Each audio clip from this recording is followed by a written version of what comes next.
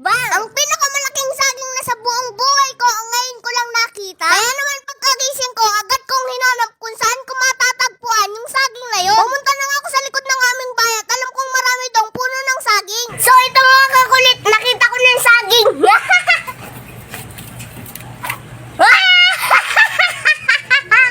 Grabe, at dito nga lang sa likod ng aming bahay, natagpuan ko na yung pinakamalaking saging. Kaya naman nung makuha ko, ay dinala ko agad dito sa aming bahay. Dahil sa sobrang tuwa ko nga, napasayaw muna ako bago ko ito ilapag sa lamesa.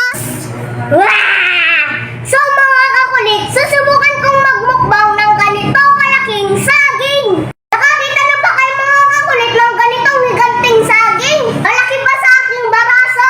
Ngayon mga kakulit, susubukan ko itong mukbangin kung kaya ko nga ba talagang mukbangin ito kahit isang buo lang nitong saging na higanting ito. So let's eat! Grabe mga kakulit, at talagang sobrang laki ng saging na ito. Marami yata itong nakain ng maliit pa kaya lumaki ng ganito. Kaya naman ngayon, inumpisahan ko ng balatan itong higanting saging na ito. At dahil ngayon nga lang ako nakakita ng ganito kalaking saging, kaya naman ako ay sobrang napapamangha. Parang nung una kitang makita, sobrang mo akong napahanga. Uy, magmumukbang ka lang ng saging, humuhugot ka pa. Ito na mga kakulit, at susubukan ko ng mukbangin itong higanting saging. Let's eat!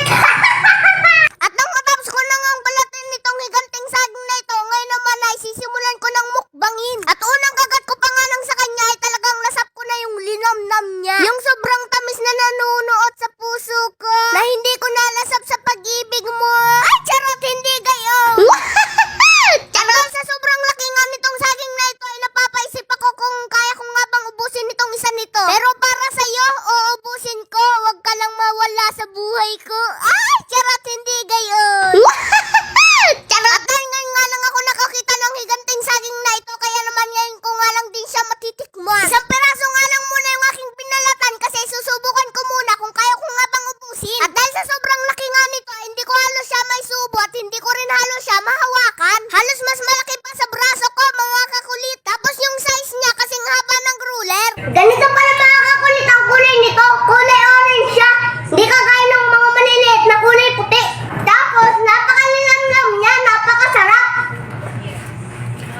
At nung medyo kalahati na yung aking nakakain, ay parang ako'y nakakaramdam na ng busog na. Pero dahil masarap nga siya at malinamnam, kaya naman, kahit hindi na kaya ng tiyan ko, inahanap pa rin ang bibig ko. Parang pag-ibig ko lang sa'yo. Kahit na ayaw mo na sa'kin, pilit ka pa rin hinahanap ng puso ko. Ay, charot, hindi gayon. Charot! Hoy, magmukbang ka na lang, huwag ka nang humugot. At sa mga part nga na to, ay talagang ako'y nagpapahinga na. Parang ako'y susuko na kasi hindi ko na kaya. Sa mga effort ko sa'yo, na kahit kailan hindi mo naman binigyan ng halaga. Ay, charot, hindi gayon. Magmukbang ka na lang. Charot! Busog na ako mga kakulit.